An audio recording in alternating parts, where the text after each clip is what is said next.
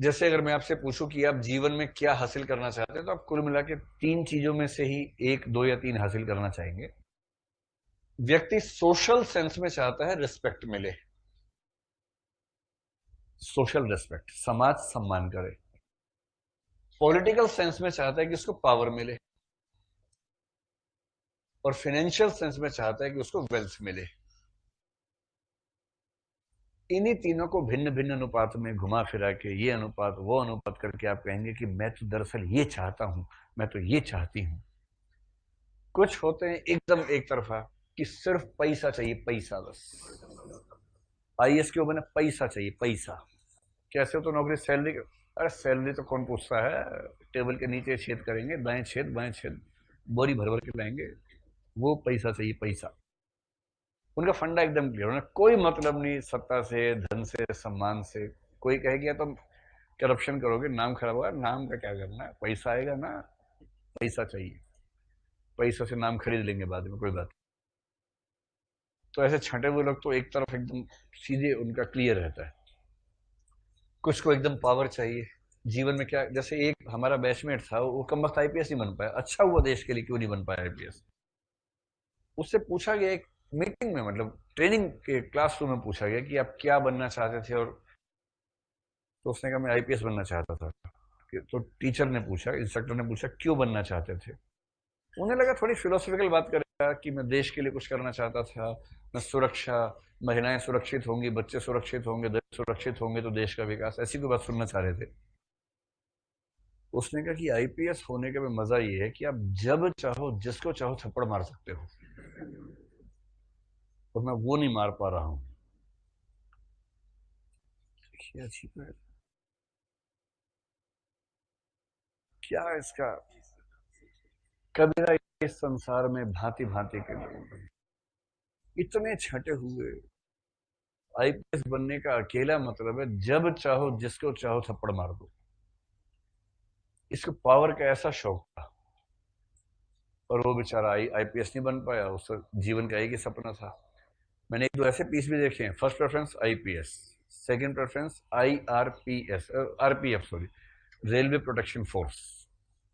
तीसरी preference DANIPS, Delhi and Andaman Nicobar island police services. Number 4 PPS, Pondicherry police service. Number 5 कोई नहीं, बाकी 24 चाहिए ही नहीं, यही 4 चाहिए बस। और उनमें से एक बच्चा दिल्ली में भी है, आईपीएस में डायनेमिक्स में आया, यही 4 भर रखी थी।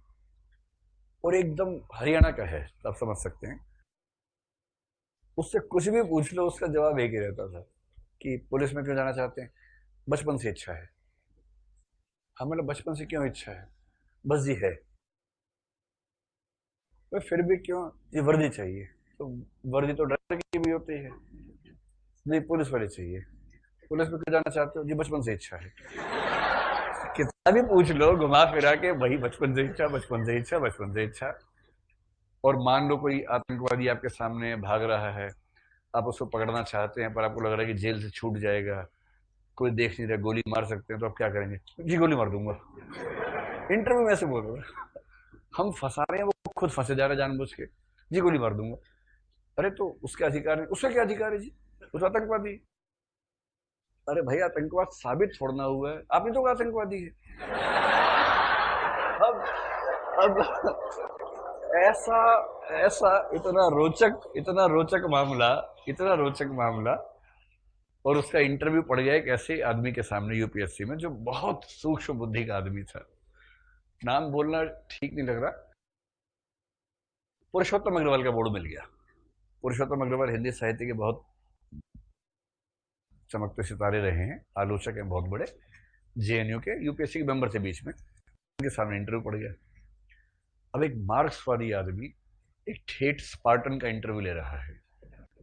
हरियाणवी जो स्पार्टन होते हैं यहाँ के, स्पार्टन से। उनसे ये सब पूछा कि यार पुलिस क्यों बनना चाहते हो? जी बनना चाहता हूँ बचपन से। तो इंटरव्यू चला 12 मिनट सिर्फ। 12 मिनट के बाद वो थक गए होंगे कि निर्गुण ही निर्गुण है, कुछ सगुण आ ही नहीं रहा।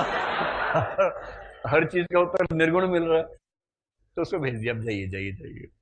लेकिन उसको ठीक ठाक नंबर दिए और वो आईपीएस तो नहीं बना, लेकिन सेकंड प्रेफरेंस उसकी डायनेप्सी वो बन गया। और वो क्योंकि हरियाणा दिल्ली के बॉर्डर का ही आदमी है, तो उसको दिल्ली भी उतना ही अपना लगता है जितना हरियाणा है। तो अब दिल्ली में ठीक ठाक रैंक का पुलिस ऑफिसर है।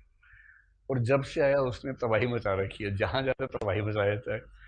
उसको सुख इस बात का कि दिल्ली सरकार के अंडर दिल्ली पुलिस नहीं आती है। भारत की अकेली सरकार जिसके अंडर पुलिस नहीं आती वो दिल्ली सरकार है। तो इसका इतना सुख उसको मिलता है। मुझे पता था कि मुख्यमंत्री का फोन भी आ जाए ना, बोलता जी मैं कुछ नहीं करूंगा, जो कर रहे हैं कर लो। मैं तो मैं तो ऐसे बात करता हूँ, मैं तो ऐसे बोल देता हूँ।